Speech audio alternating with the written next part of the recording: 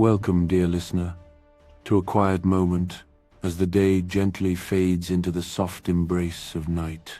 Tonight, we journey back in time, not with a sudden jolt, but with a serene, slow unraveling of an extraordinary tale. Imagine a gentle breeze carrying whispers across centuries.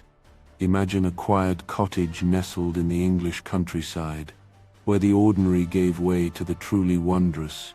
Our story begins in a place of quiet contemplation, a place where time itself seemed to ripple and bend, offering a glimpse into a mystery that continues to echo through the stillness of our modern world. This is the tale of the Dodleston messages, a series of communications so profound, so utterly inexplicable, that they invite us to reconsider the very fabric of our reality, all while you drift deeper into peaceful slumber. Our journey begins in the autumn of 1984, in the peaceful village of Dodleston near Chester, England. Here, a young high school economics teacher, Ken Webster, then just 23 years old, embarked on a new chapter of his life. He moved into Meadow Cottage with his girlfriend, Debbie, who was 19, and their friend, Nicola Bagguley, affectionately known as Nick, who was staying with them for an extended period. The cottage itself was a charming old dwelling, imbued with the character that only centuries can bestow upon stone and timber. It was, however, in need of a good deal of renovation, a project Ken eagerly undertook, envisioning a warm and welcoming home for himself and his companions. As Ken began the quiet work of restoration, painting and repairing, a subtle shift began to occur in the atmosphere of Meadow Cottage. At first it was almost imperceptible, a mere suggestion that something unseen might share their space. The earliest incidents were small, almost whimsical, easily dismissed as tricks of the light or the playful imagination. Yet, they slowly began to accumulate, weaving a tapestry of gentle strangeness that would eventually become impossible to ignore. Imagine, if you will, the sight of dusty floorboards, disturbed not by human feet, but by the imprint of six-toed footprints. These peculiar marks would appear in the dust, sometimes even seeming to walk up the wall, defying gravity in a most curious fashion. Ken, Debbie, and Nick, initially, would laugh it off. Perhaps a friend with a peculiar sense of humor, playing a harmless prank. Nick, ever practical, would even take up a paintbrush and calmly cover the mysterious prints with a fresh coat of paint, intending to erase the oddity. But to their gentle bewilderment, the very next day, the six-toed footprints would return, often in a different position, as if an unseen visitor was determined to be noticed, to leave its gentle, dusty signature upon their quiet home. Each time they painted over the marks, they would reappear, a persistent, silent message from an unknown presence. Beyond the curious footprints, other subtle occurrences began to weave their way into the fabric of daily life at Meadow Cottage. Odd chalk marks would appear scrawled on the walls, faint and ephemeral, like fleeting thoughts made visible. Disembodied footsteps, soft and rhythmic, would sometimes be heard in empty rooms, echoing lightly through the quiet corridors.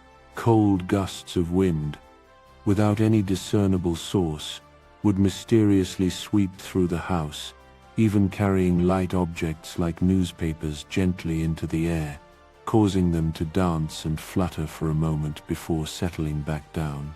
The feeling that an invisible presence was observing them, a quiet, watchful energy, grew steadily, becoming an undeniable undercurrent in their peaceful lives. One morning, the trio awoke to find a domestic scene transformed in a most unexpected way. A messy pile of cat food tins, which they had left out the night before, had been rearranged with meticulous precision. 12 metal tins, once haphazardly scattered, now stood stacked in a towering, gravity-defying pyramid on the kitchen floor. It was an eerie, quiet disturbance, reminiscent of a classic poltergeist case, mischievous, inexplicable, and subtly escalating. Ken, ever the pragmatist, began to wonder if someone might be breaking in, perhaps an eccentric friend with a strange sense of humor, dubbed John the Joker, who had free access to the cottage. He double-checked the locks, examined the windows, trying to find a logical explanation for these quiet anomalies. But Meadow Cottage wasn't an easy place to sneak into, and these strange events often occurred while the residents were home asleep in their beds. Why, Ken mused in frustration, would a prankster bother with six-toed footprints or intricate cat food pyramids? He was seeking a rational answer, unaware that the true explanation would prove to be far more bizarre than any ordinary prank or restless spirit could conjure.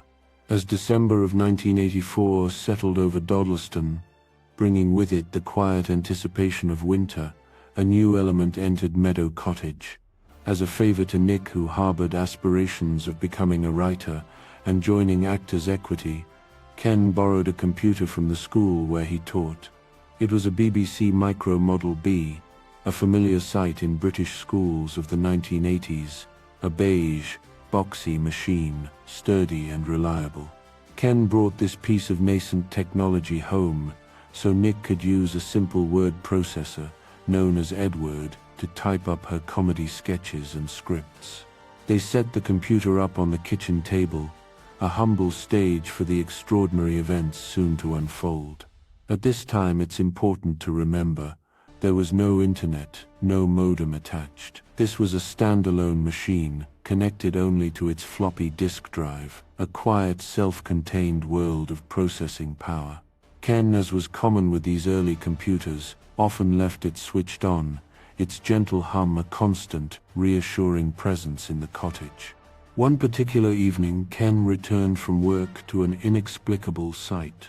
The BBC micro screen, usually a blank expanse awaiting instruction, was glowing with neon green text, as if someone had been quietly typing. On the floppy disk, a file had been saved, containing a message. Ken, Debbie, and Nick exchanged bewildered glances. No one in the house admitted to writing it. Reading the text sent a ripple of quiet unease through them, a soft chill that hinted at the unknown. It appeared to be a short poem or rhyme, written in an odd and distinctly ominous language. The words, when finally deciphered from their strange formatting, spoke of nightmares and silence, of pretty flowers reaching too high and withering in the burning light, of bricks and pussycats, and a redeemer found in faith. The reference to the familiar nursery rhyme, "Pussycat, pussycat, where have you been?" felt particularly eerie in this unsettling context. At the bottom of the message file, there were no initials, no name, just the poem itself, a solitary voice in the digital void. Ken, unsure what else to do, printed out a copy for posterity, and then, with a hesitant finger, deleted the file from the disk. They tried to joke, perhaps their resident ghost had learned to type, but the humor felt thin, overshadowed by the growing sense of quiet mystery. Just a few days later, a second message materialized on the computer screen, even more perplexing than the first. This time the text was written in a highly archaic form of English. The spellings were strange, the vocabulary antiquated, and the grammar distinctly old, like something plucked directly from the 16th century. Yet, despite its ancient cadence, the message addressed Ken and his friends directly, as if a voice from centuries past was speaking directly into their modern lives. The message declared, "I write on behalf of many. What strange words you speak. You are a worthy good man who has a fanciful woman, and you live in my house, who dwell in my home with lights which the devil makes.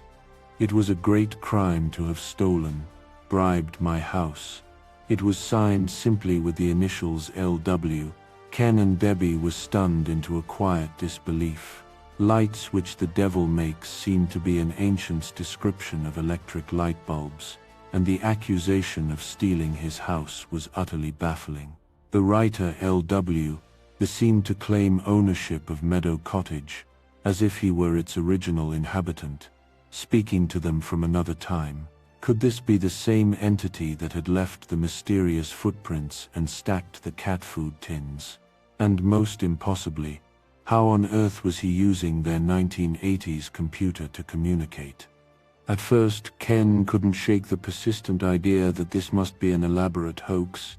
Perhaps a friend, with a keen and unsettling sense of humor, was somehow hacking into the BBC Micro, leaving these prank messages to scare them.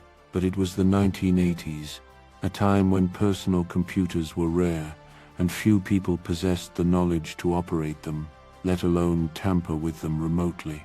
The machine wasn't connected to any network. There was no internet in 1984, and certainly no Wi-Fi. Any message could only be typed directly into the machine or saved onto the floppy disk in person. The cottage doors were always locked, yet the messages appeared. Still, Ken remained wary, his rational mind searching for a logical explanation. Finally, a new thought gently surfaced. If this was indeed a conversation, then he must reply. Using the same word processor, he typed back a message on the BBC Micro, essentially asking, "Who are you and what do you want?" And so with that simple, brave act, began a bizarre correspondence. A quiet dialogue that would unfold across the vast expanse of time, lasting for the next 18 months. Throughout the year 1985, messages continued to materialize on the computer screen, a persistent, gentle tapping from the past. The entity writing to them slowly, almost shyly, began to reveal more details about himself. He said his name was Lucas, or sometimes Lucas Wayneman. He claimed to be living in the year 1546, in the very area of Dodleston, on the very same land where Meadow Cottage now stood. The cottage, he implied, was his house, a timber-framed dwelling in a small farming hamlet in his time.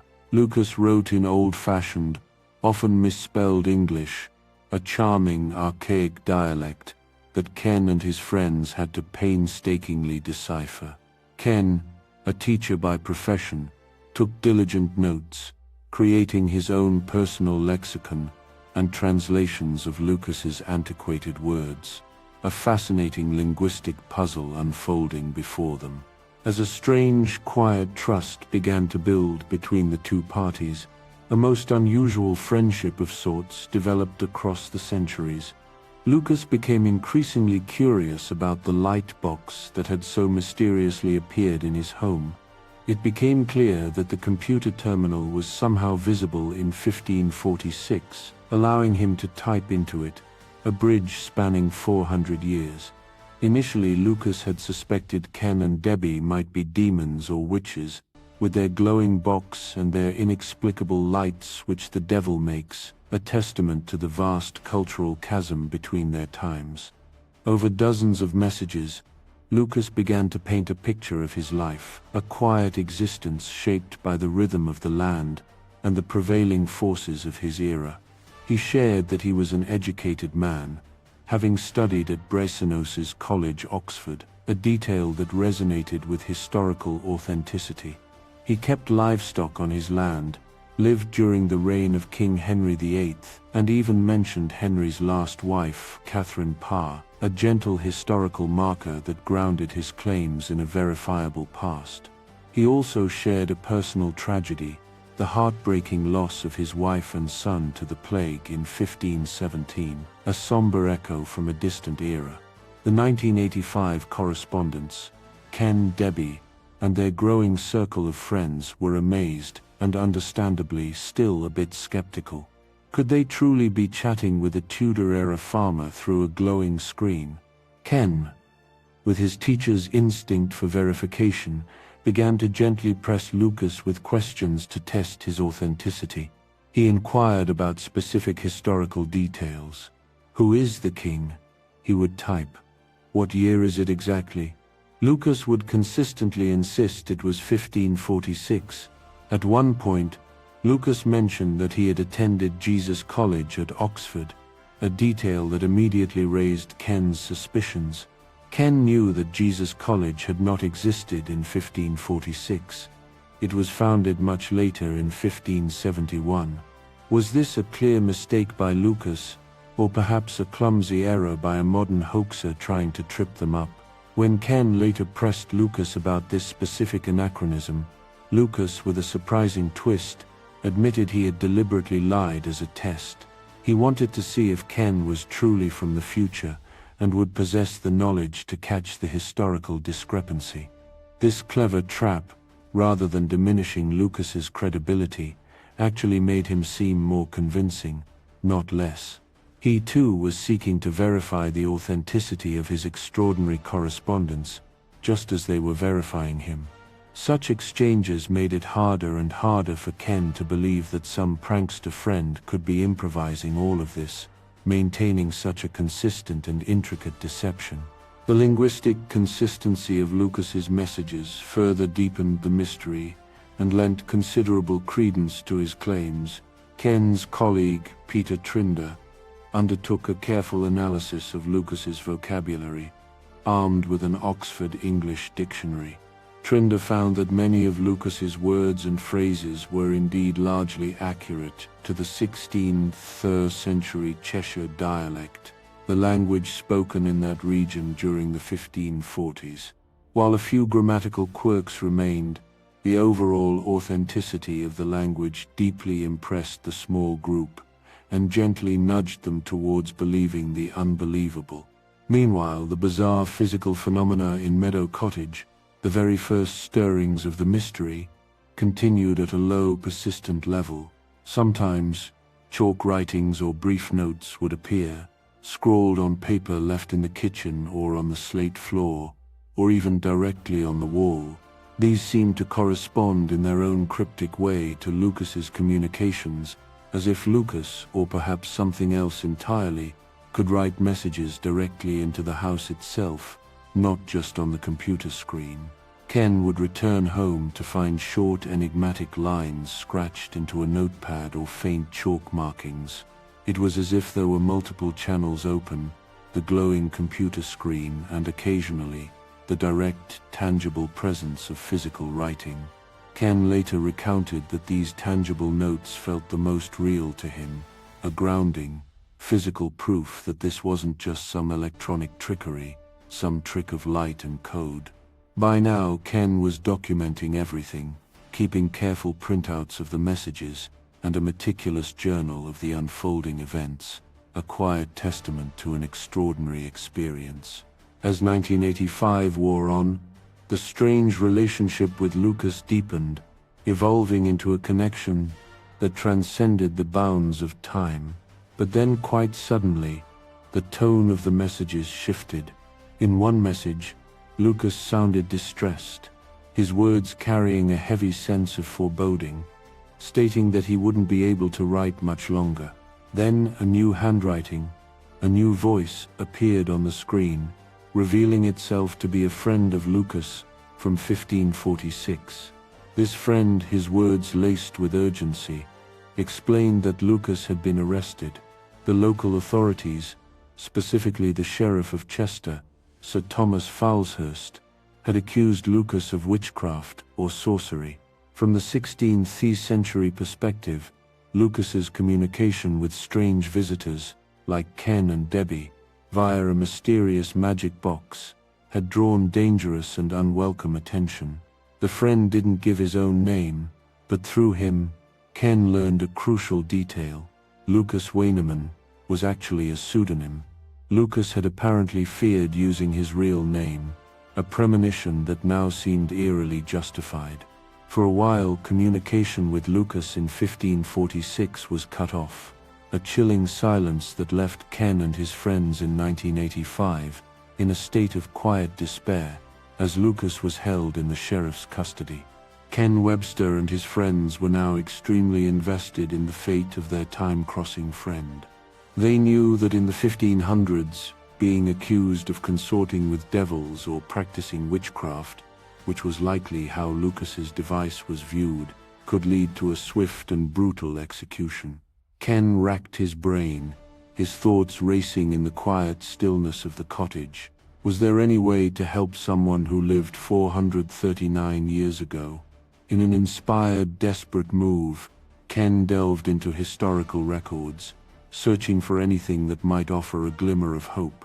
He found information about a certain Henry Mann, the Dean of Chester in the 1530s, who had famously corresponded with a known prophetess, Elizabeth Barton, infamously known as the Maid of Kent, who was executed for treason in 1534. Ken, with a quiet urgency, relayed these historical facts back through the computer to Lucas or his friend, hoping that Lucas could somehow use this obscure but verifiable knowledge to convince the authorities of his honesty, perhaps by proving a knowledge beyond his natural time. For a moment it appeared Ken's desperate act might have worked. There was a faint mention, a quiet hint in subsequent messages, that pressure had been subtly applied to Sheriff Falshurst to release Lucas, and astonishingly, Lucas was indeed eventually released from prison, though he remained under a form of house arrest. He was ordered to continue using the otherworldly box for the sheriff's monitoring, a strange twist of fate. In an almost unbelievable turn of events, during this period, the sheriff himself, Thomas Falshurst, used the very computer to write a terse message to Ken, essentially confirming that the year was 1546 and demanding to know who Ken was. The past and the present were now in direct, unambiguous contact, and the stakes for Lucas were quite literally life and death. After this incredible intervention, Lucas resumed writing, his words carrying a profound sense of gratitude to Ken and Debbie for their help, yet still clearly tinged with fear. He confessed how utterly terrified he had been at being charged as a witch. It was at this crucial point, in a moment of quiet vulnerability and renewed trust, that Lucas finally shared his real name, Thomas Harden, sometimes spelled Howardin. Ken, driven by an insatiable curiosity, immediately set about researching this name. He discovered that a real Thomas Harden had indeed been an alumnus of Brasenoses College at Oxford. Furthermore, historical records indicated that a Thomas Harden had been a dean at the college's chapel, who was expelled in 1538 for refusing to denounce the Pope. This discovery was mind-blowing, a quiet revelation that sent shivers down Ken's spine. It aligned almost perfectly with the backstory Lucas had given, lending immense credence to the notion that this was not merely fiction, but a profound verifiable link to a genuine historical figure. In his very next note, Lucas, now Thomas, quietly explained why he had hidden his true name for so long. He feared the consequences, he wrote, if the authorities, or even some mysterious third party involved in this strange communication, knew that Ken possessed his real identity. But as soon as Thomas's real name quietly emerged, another presence in the communication, hitherto unknown, angrily made itself known.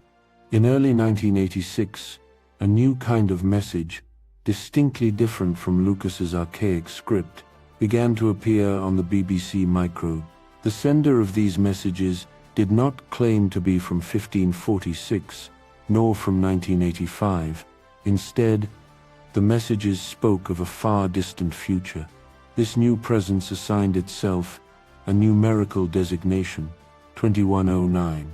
Unlike Lucas's folksy Old English, the 2109 messages were written in a cryptic, almost scientific tone, often sounding like riddles or philosophical pronouncements.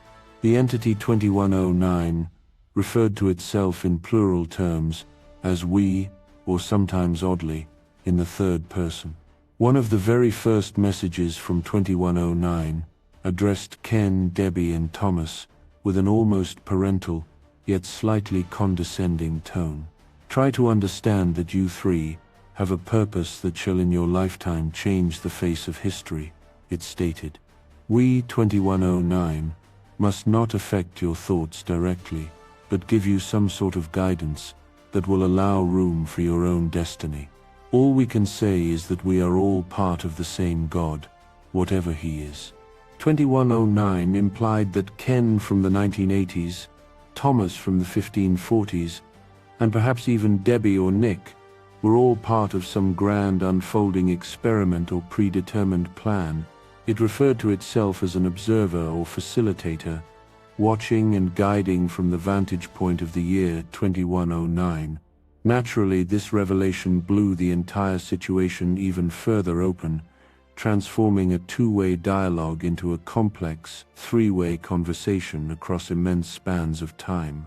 Ken was bewildered and not entirely pleased. Who was this 2109 to interfere in his earnest dialogue with Thomas? He began to suspect that 2109 might be manipulating things behind the scenes, perhaps even altering or deleting some of the messages without permission, subtly editing the flow of information. Indeed, Ken had previously noticed some of Lucas's earlier texts contained strange misspellings or unexplained changes. He now wondered if 2109 had tampered with those messages to control what information was exchanged, to steer the narrative in a particular direction.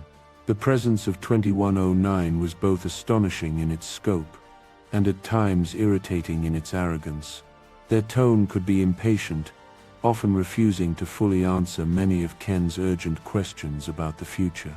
When Ken and Thomas, against 2109's unstated wishes, finally figured out each other's real identities, 2109 even reprimanded them for disrupting the experiment, demanding they stop digging into information that was not allowed.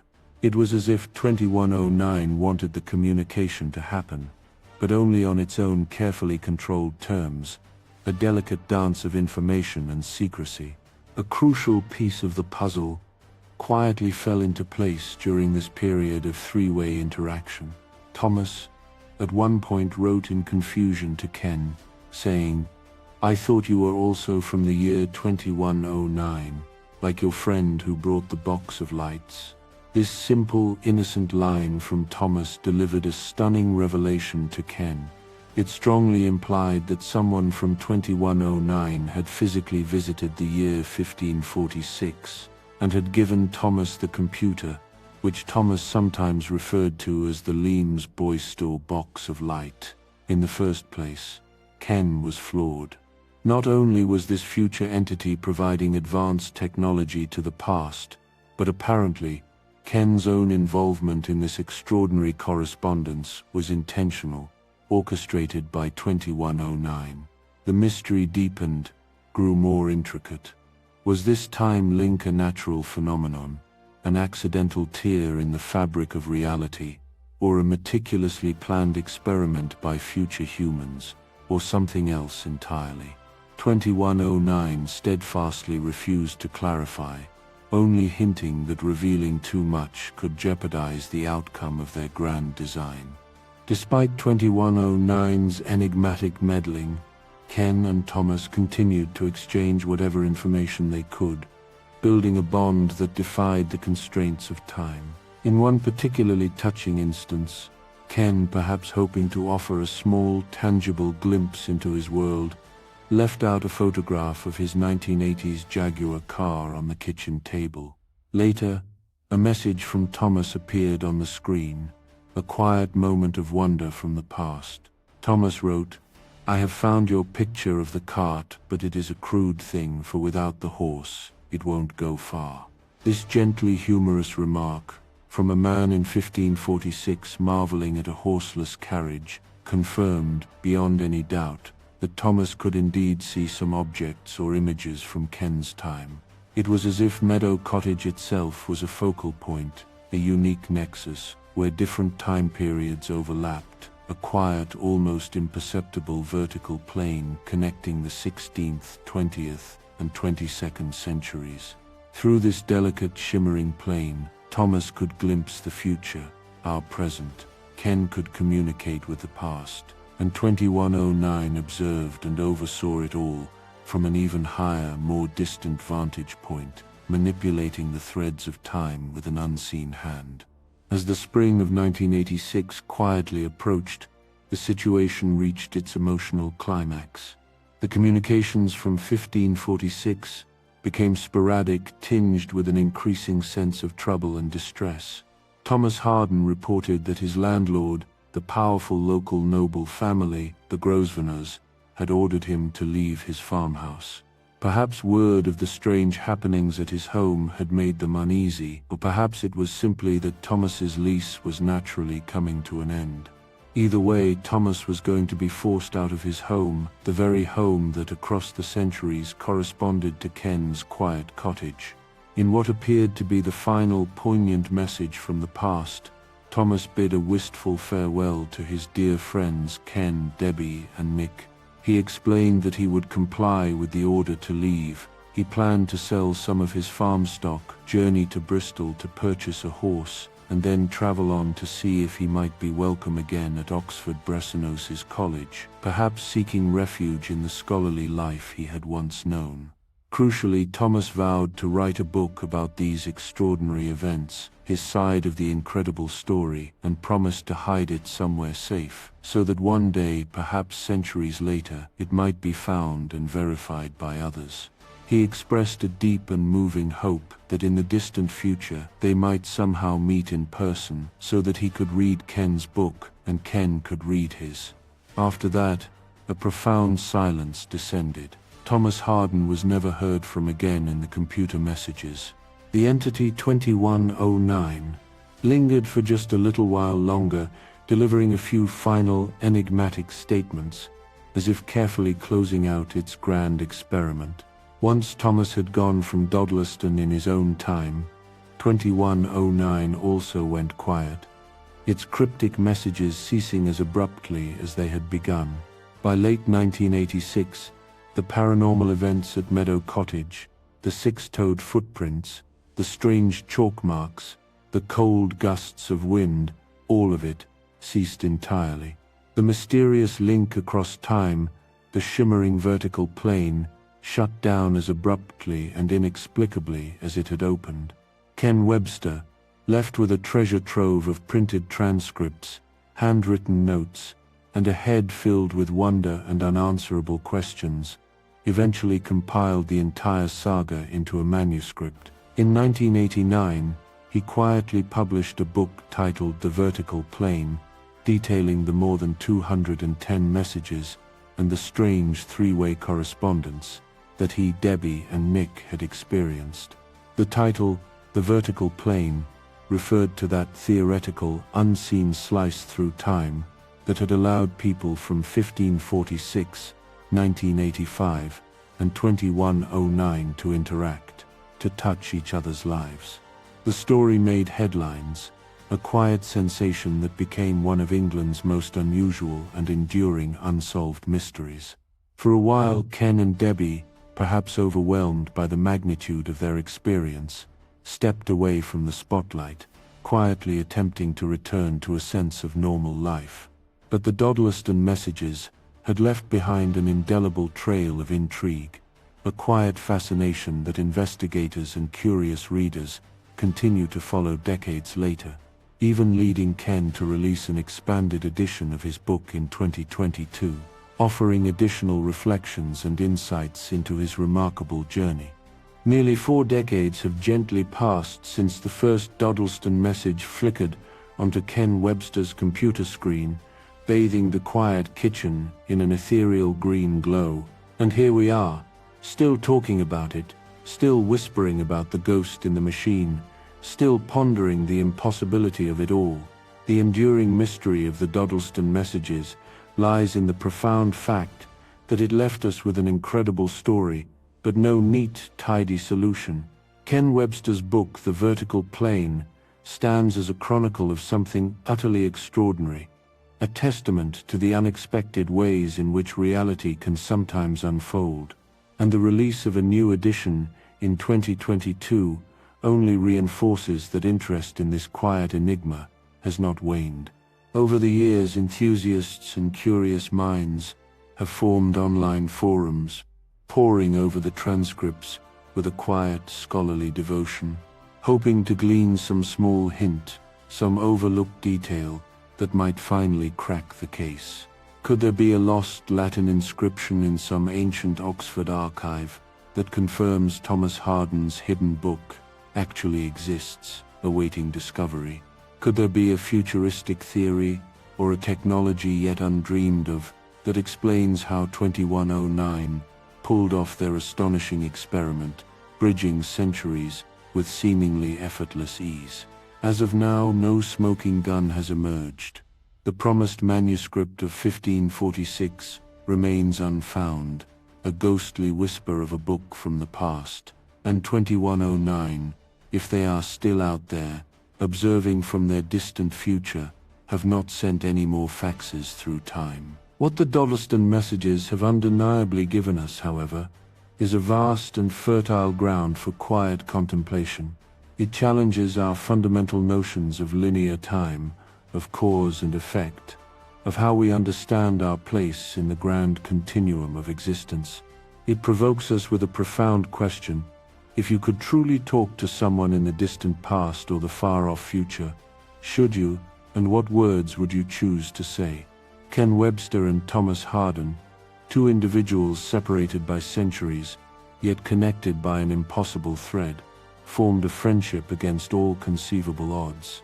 Their story, in its quiet way, shows that empathy, curiosity, and a willingness to believe in the impossible can bridge even the vast chasms of time. In a sense, their story is hopeful. It gently suggests that perhaps we are all connected in the great intricate tapestry of time, and that learning from the past, or even from the future, might be achievable in ways we never thought possible, in quiet moments when the veil between worlds seems to thin.